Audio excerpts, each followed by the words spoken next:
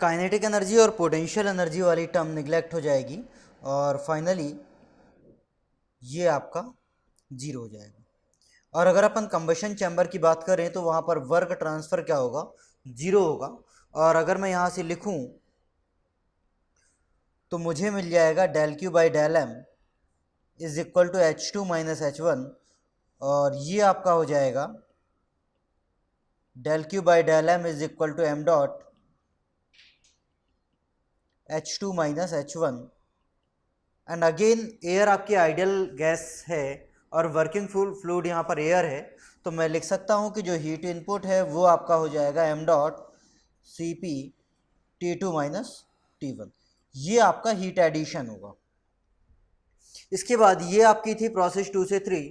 अब मैं बात करता हूँ प्रोसेस 3 से 4 की। और प्रोसेस 3 से 4 आपका क्या था, reversible adiabatic expansion in turbine. Now reversible adiabatic expansion in turbine, और ये भी आपका एक ओपन सिस्टम है। यहाँ भी मैं स्टडी फ्लो एनर्जी इक्वेशन लगा सकता हूँ। तो अगर मैं स्टडी फ्लो एनर्जी इक्वेशन लिखूँ तो ये हो जाएगा H one plus V one square by two plus G Z one plus del Q by del M is equal to H two plus V two square by two plus G Z two plus del W by del M. ये आपकी equation हो जाएगी। Turbine में आपको जो process दे रखी है वो रिवर्सिबल एडियाबेटिक है, मतलब हीट ट्रांसफ़र क्या हो जाएगी, जीरो हो जाएगी। काइनेटिक एनर्जी और पोटेंशियल एनर्जी की टर्म को मैं निगलेक्ट कर रहा हूँ, तो ये दोनों क्या हो जाएंगे, जीरो हो जाएंगे। और फाइनली आपको मिलेगा del W upon del M is equal to H one minus H two, और मैं लिख सकता हूँ W turbine is equal to M dot H one minus H two. और चूंकि टर्बाइन आपका वर्क प्रोड्यूसिंग डिवाइस है, तो यहाँ पर ये जो वैल्यू आएगी वो आपका पॉजिटिव आएगी, ये पॉजिटिव वर्क होगा। और यहाँ पर W turbine is equal to हो जाएगा M dot C P T two minus T one.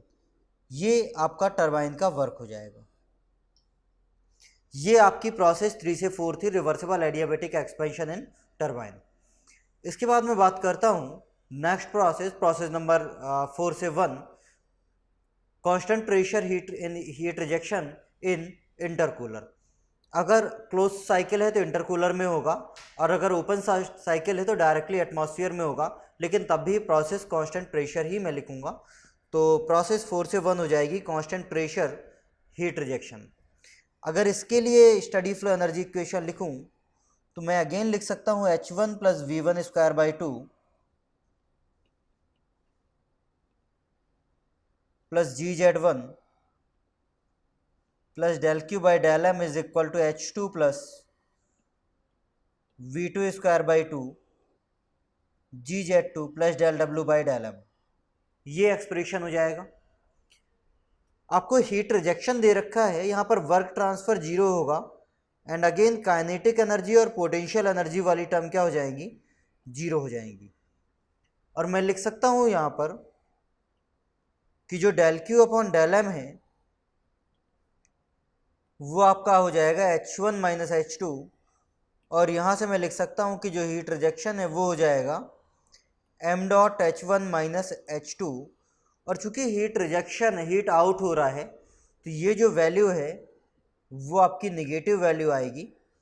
तो अगर मैं पॉजिटिव टर्म में लिखना चाहूँ तो हीट आउट हो जाएगा एम डॉट, ये जो मैंने 2 दिखाया है प्रोसेस 4 से 1 था, तो इट शुड नॉट बी 2, ये आपका 4 है, तो यहाँ पर आपका ये आपका 4 होगा।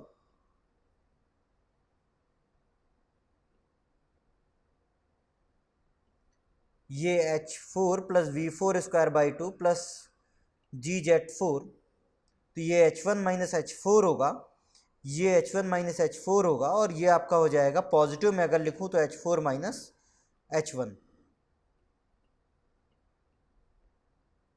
H four minus H one. और ये जो वैल्यू है ये आपकी पॉजिटिव वैल्यू आएगी। एंड अगेन एयर आपकी आइडियल गैस है, तो डी एच को मैं C P into D T लिख सकता हूँ। तो यहाँ पर जो हीट रिजेक्शन है वो आपका हो जाएगा M dot C P T4 minus T1, ये आपका हीट रिजेक्शन हो जाएगा। तो अभी तक मैंने क्या बात की, मैंने सारी प्रोसेस के लिए सबसे पहले प्रोसेस 1 से 2 के लिए, प्रोसेस 1 से 2 के लिए जो आपका कंप्रेशर का वर्क था वो फाइंड आउट किया। फिर प्रोसेस 2 से 3 के लिए जो आपका हीट एडिशन था वो फाइंड आउट किया। फिर आपका प्रोसेस 3 से 4 के लिए जो आपका डब्ल्यू टरबाइन था वो फाइंड आउट किया। देन प्रोसेस 4 से 1 के लिए जो हीट रिजेक्शन था मैंने वो फाइंड आउट किया। इसके बाद मैं बात करने वाला हूँ कि जो आपकी ब्रेटॉन साइकिल है उसकी इफ़िशियंसी क्या होगी। So next topic is the efficiency of the Brayton cycle. तो यहाँ पर मैं पीवी डायग्राम ड्रॉ कर रहा हूँ सबसे पहले, जो वहाँ पर ड्रॉ किया था। पीवी डायग्राम हम लोगों ने कुछ इस तरह से ड्रॉ किया था।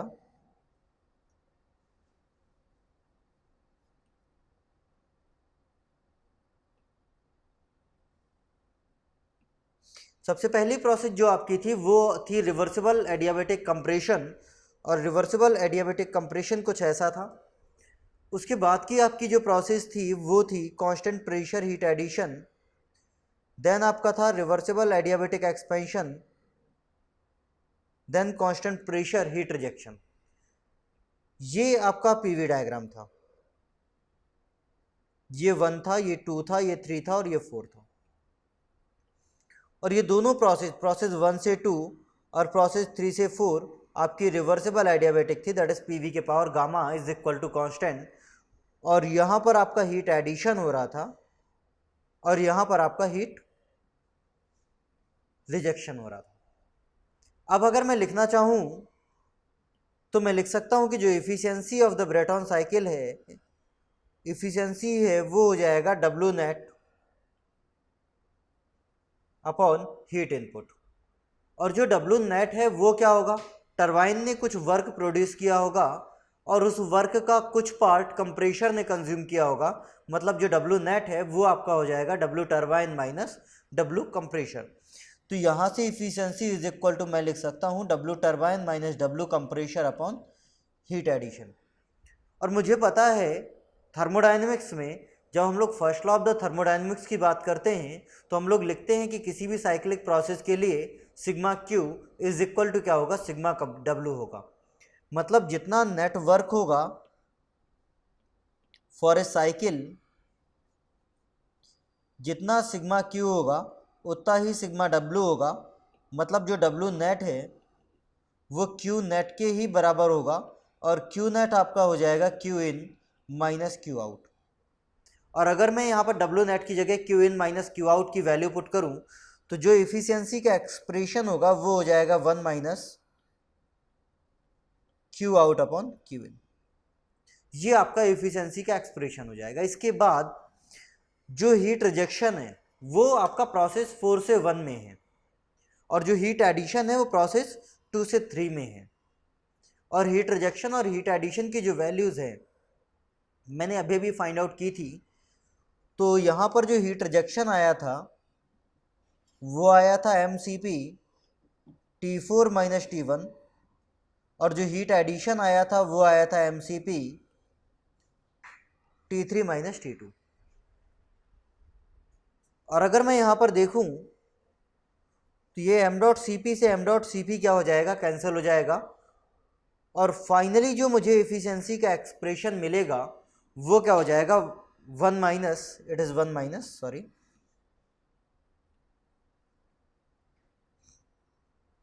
एफिशिएंसी का एक्सप्रेशन हो जाएगा 1 minus T4 minus T1 upon T3 minus T2। और ऊपर से मैं कॉमन ले रहा हूँ T1, ये हो जाएगा T4 बाई T1 माइनस 1, और नीचे से मैं कॉमन ले रहा हूँ T2, तो ये हो जाएगा T3 बाई T2 माइनस 1, और इसको मैं दे रहा हूँ इक्वेशन 1। अब अगर मैं देखूँ प्रोसेस 1 से 2, तो प्रोसेस 1 से 2 आपकी रिवर्सिबल एडियाबेटिक प्रोसेस है। तो प्रोसेस 1 से 2 के लिए मैं लिख सकता हूँ फॉर प्रोसेस 1 से 2 मैं लिख सकता हूँ T2 by T1 is equal to P2 by P1 की power gamma minus 1 upon gamma. और जो P2 है P2/P1 है उसको हम लोग डिनोट करते हैं RP से के पावर गामा माइनस 1/गामा, और जो P2/P1 है वो आपका RP है, that is the pressure ratio. तो यहाँ पर T2/T1 इज इक्वल टू हो जाएगा RP के पावर गामा माइनस 1/गामा। इसके बाद जो प्रोसेस 3 से 4 है वो प्रोसेस भी आपकी क्या है, रिवर्सिबल एडियाबेटिक है। और अगर रिवर्सिबल एडियाबेटिक है तो वहाँ पे भी मैं लिख सकता हूँ T3/T4 is equal to P3/P4 की पावर गामा माइनस 1/गामा। तो यहाँ पर भी मैं लिख सकता हूँ फॉर प्रोसेस 3 to 4 P3/P4 की पावर गामा माइनस 1/गामा। और अगर मैं पीवी डायग्राम में देखूं तो गिवन पीवी डायग्राम में जो P2 है वो P3 के बराबर है और जो P1 है वो P4 के बराबर है। तो अगर मैं लिखूं तो ये आपका हो जाएगा P3 P2 के बराबर है और P4 P1 के बराबर है, और जो P2/P1 है उसको हम लोगों ने RP से डिनोट किया है, RP is the pressure ratio. तो ये एक्सप्रेशन कुछ ऐसा हो जाएगा। अगर मैं इक्वेशन नंबर सेकंड और इक्वेशन नंबर थर्ड को देखूं तो वहां पर आपका है T2/T1 is equal to RP के पावर गामा माइनस 1/गामा, और इक्वेशन नंबर थर्ड में आपका है T3/T4 is equal to RP के पावर गामा माइनस 1/गामा। तो यहाँ पर T2/T1 is equal to T3/T4 हो जाएगा। और यहाँ पर अगर मैं देखूं तो मैं इसको ऐसा भी लिख सकता हूँ T4/T1 is equal to T3/T2, और ये इक्वेशन फोर्थ है। और अगर मैं इस इक्वेशन 4 को देखूँ T4/T1 is equal to T3/T2, और इक्वेशन 1 को देखूँ तो T4/T1 और T3/T2 क्या है, सेम है, मतलब ये दोनों टर्म क्या हो जाएंगी, कैंसिल हो जाएंगी। फाइनली आपको एफिशिएंसी मिलेगी 1 माइनस T1/T2। फाइनली आपको जो एफिशिएंसी का एक्सप्रेशन मिलेगा वो हो जाएगा 1 माइनस T1/T2। और मुझे पता है कि जो T1/T2 का एक्सप्रेशन है वो मैंने ये लिखा हुआ है T2/T1। तो T1/T2 क्या हो जाएगा, 1/RP के पावर गामा माइनस 1/गामा। और अगर मैं वैल्यू पुट करूं तो जो एफिशिएंसी का एक्सप्रेशन है वो हो जाएगा 1 माइनस 1/RP की पावर गामा माइनस 1/गामा। ये आपका एफिशिएंसी का एक्सप्रेशन हो जाएगा ब्रेटॉन साइकिल के लिए। तो मैंने क्या किया, एफिशिएंसी लिखा W net upon heat addition, उसको हीट के टर्म में कन्वर्ट किया, किसी भी तरह से हीट की वैल्यूज रखी mCp dt के टर्म में, पूरे इक्वेशन को टेम्परेचर के फॉर्म में कन्वर्ट किया। उसके बाद RP प्रेशर रेशियो डिफाइन किया, P2/P1 प्रेशर रेशियो, और उसके टर्म में मैंने एफिशिएंसी का एक्सप्रेशन निकाला, efficiency is equal to 1 minus 1/RP के पावर गामा माइनस 1/गामा। नाउ अब हम लोग बात करने वाले हैं कि ये जो इफिशियंसी है ईटा जो आई है 1 माइनस 1/RP के पावर गामा माइनस 1/गामा, ये किस तरह से वेरी करेगी। प्रेशर रेशियो को इंक्रीज करूंगा तो इफिशियंसी के साथ क्या होगा, गामा को इंक्रीज करूंगा तो इफिशियंसी के साथ क्या होगा। मतलब हम लोग डिस्कस करने वाले हैं variation of efficiency with pressure ratio and specific heat ratio gamma. अब यहाँ जो एफिशिएंसी का एक्सप्रेशन आया है eta is equal to 1 minus 1/RP के पावर गामा माइनस 1/गामा। तो सबसे पहले मैं ये देखना चाह रहा हूँ कि अगर मैं स्पेसिफिक हीट रेशियो गामा को चेंज करूँ तो यहाँ पर एफिशिएंसी के साथ क्या होगा। तो ये जो एक्सप्रेशन आया है, इस एक्सप्रेशन को मैं ऐसा भी लिख सकता हूँ eta is equal to 1 minus 1/RP के पावर 1 माइनस 1/गामा। अब अगर मैं गामा को इंक्रीज करूँ तो ये वाली वैल्यू क्या होगी, डिक्रीज होगी, और अगर ये वाली वैल्यू डिक्रीज होगी तो ये पूरी वैल्यू क्या होगी, इंक्रीज होगी। अगर आर के पावर समथिंग अगर इंक्रीज होता है तो ये पूरी वैल्यू क्या होगी, डिक्रीज होगी, और एफिशिएंसी क्या होगी, इंक्रीज होगी। मतलब जैसे जैसे स्पेसिफिक हीट रेशियो बढ़ेगा आपकी एफिशिएंसी क्या होगी, ब्रेटॉन साइकिल की बढ़ेगी। अगर यहाँ पर मैं वेरिएशन देखूँ तो वेरिएशन कुछ इस तरह से आता है, अगर ये एफिशिएंसी है और ये आपका आरपी है, और अगर मैं वेरिएशन देखूं गामा के साथ, तो पहली बात कि जो प्रेशर रेशियो है वो आपका P2 अपॉन P1 होता है, higher pressure upon lower pressure. तो प्रेशर रेशियो कभी भी 1 से कम नहीं हो सकता। तो ये जो डायग्राम ड्रॉ होगा वो हमेशा 1 से ज़्यादा पे ड्रॉ होगा, मतलब आरपी इज इक्वल टू 1 से कम कभी नहीं होगा। अगर मैं आरपी और ईटा के साथ ग्राफ ड्रॉ करूं तो कुछ ऐसा आता है, और अगर मैं गामा को इंक्रीज करूं तो ये ग्राफ कुछ ऐसा हो जाएगा। ये आपका जब होगा जब गामा इज इक्वल टू 1.33 है, ये आपका जब होगा जब गामा इज इक्वल टू 1.4 है, और ये जब हो जाएगा जब गामा इज इक्वल टू 1.67 है। ये आपके एक्सप्रेशन हो जाएगा, ये आपका वेरिएशन हो जाएगा इफिशियंसी का। अगर मैं गामा इंक्रीज कर रहा हूँ तो क्या होगा। ये जो गामा इज इक्वल टू मैंने 1.33 लिखा हुआ है, ये आपका होता है ट्राई एटॉमिक गैसेस के लिए। जो मैंने गामा इज इक्वल टू 1.4 लिखा हुआ है, ये होता है आपका डाई एटॉमिक गैसेस के लिए। और जो गामा इज इक्वल टू 1.67 लिखा हुआ है, ये आपका होता है मोनो एटॉमिक गैसेस के लिए। तो अगर कभी किसी एग्जाम में मुझसे पूछ लेता है कि भाई triatomic, monoatomic, diatomic gases के लिए ब्रेटॉन साइकिल की एफिशिएंसी का वेरिएशन क्या होगा, तो मैं बता सकता हूँ। नाउ यहाँ पर अभी तो मैंने गामा के साथ वेरिएशन देखा, अब मैं बात करने वाला हूँ कि आरपी के साथ वेरिएशन करके एफिशिएंसी में चेंजेस क्या होंगे। Now efficiency of the Brayton cycle at maximum pressure ratio. मुझे एक बात पता है कि अगर मैं इस एक्सप्रेशन को देखूं, अगर मैं इस एक्सप्रेशन को देखूं एफिशिएंसी के और आरपी को देखूं, तो मैं जैसे जैसे प्रेशर रेशियो को इंक्रीज करूंगा, जैसे जैसे आरपी की वैल्यू को इंक्रीज करूंगा, जो एफिशिएंसी है उसकी वैल्यू क्या होगी, इंक्रीज होगी।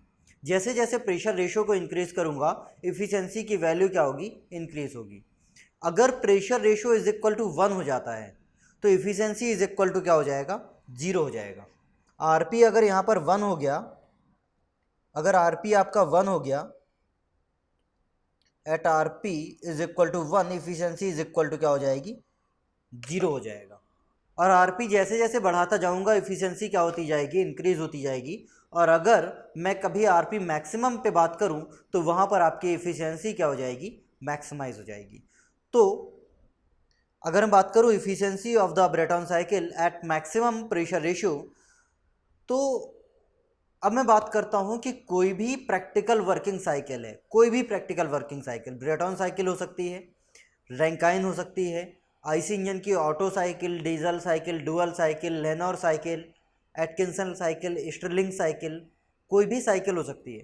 जितनी भी साइकिल्स हैं, सारी साइकिल हमेशा दो लिमिटिंग टेम्परेचर पे वर्क करती हैं। पहला लिमिटिंग टेम्परेचर आपका होता है मैक्सिमम टेम्परेचर, और दूसरा लिमिटिंग टेम्परेचर आपका होता है मिनिमम टेम्परेचर। जो मैक्सिमम टेम्परेचर है वो डिपेंड करता है आपके इंजन की मेटलर्जिकल लिमिट पे। फॉर एग्जांपल, अगर आपको पता है कि आपका जो इंजन है उसमें जो मटेरियल है वो 1500 डिग्री सेल्सियस पे मेल्ट हो जाएगा, तो आप मैक्सिमम टेम्परेचर को 1500 डिग्री सेल्सियस से ज़्यादा नहीं कर सकते। मतलब जो मैक्सिमम टेम्परेचर है वो आपका मेटलर्जिकल लिमिट पे डिपेंड करेगा।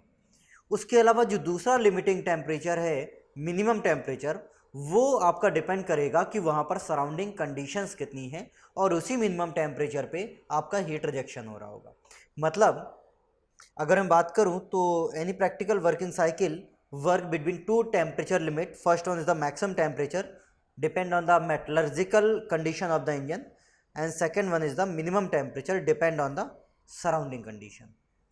अब मैं बात करने वाला हूं कि अगर मुझे ये तो पता चल गया है कि मैक्सिमम प्रेशर रेशियो पे एफिशिएंसी मैक्सिमम हो जाएगी, लेकिन मैं एग्जैक्टली देखना चाह रहा हूं कि मैक्सिमम प्रेशर रेशियो पे सिचुएशंस क्या होंगी। तो अगर मैं बात करूं, तो अगर मैं ब्रेटॉन साइकिल के लिए टीएस डायग्राम ड्रॉ करूं,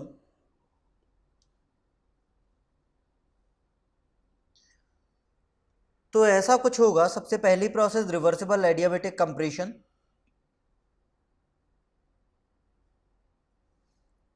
दूसरी process constant pressure heat addition, तीसरी प्रोसेस रिवर्सिबल एडियाबैटिक एक्सपेंशन, और चौथी process constant pressure heat rejection.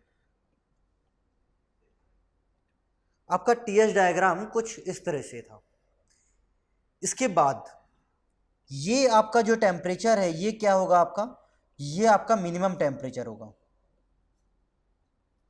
और ये जो आपका टेम्परेचर है ये आपका क्या होगा, ये आपका मैक्सिमम टेम्परेचर होगा।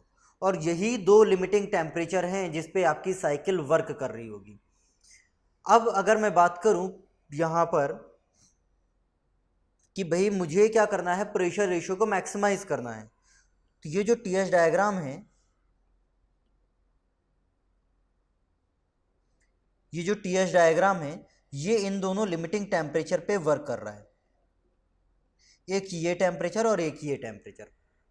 और यहाँ पर मुझे क्या करना है, इफिशियंसी को मैक्सिमाइज करना है 1 माइनस 1/RP के पावर गामा माइनस 1/गामा, और आरपी को भी मैं चाहता हूँ कि आरपी क्या हो जाए, मैक्सिमम हो जाए।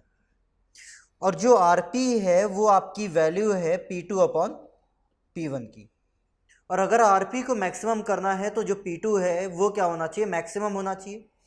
अब ये जो P2 है इसको मैं इंक्रीज कहाँ तक कर सकता हूँ, इस P2 को अगर मैं इंक्रीज करूँ तो मैं मैक्सिमम यहाँ तक इंक्रीज कर सकता हूँ,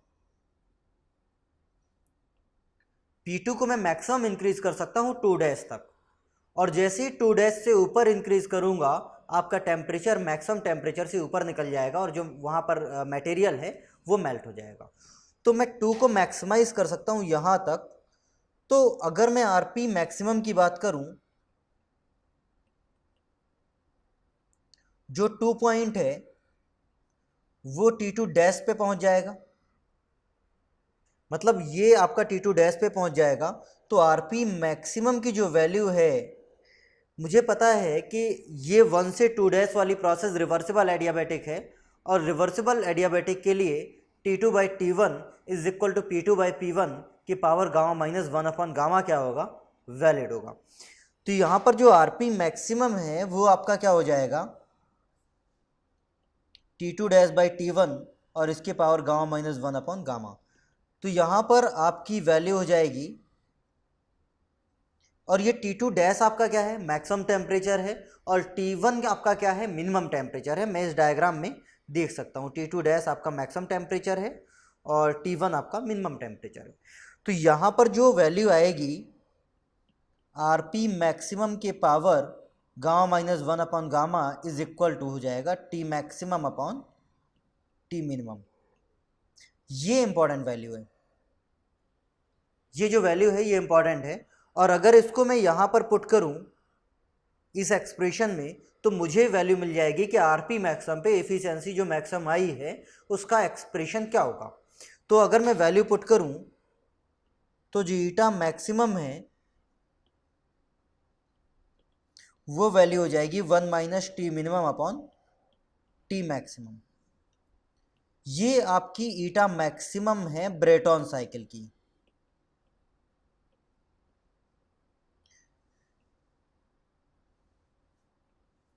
और मुझे एक बात पता है कि जिस समय मैंने कार्नोट साइकिल पढ़ा था थर्मोडायनेमिक्स में, कार्नोट साइकिल की इफ़िशियंसी भी 1 minus T minimum upon T maximum आया करती थी।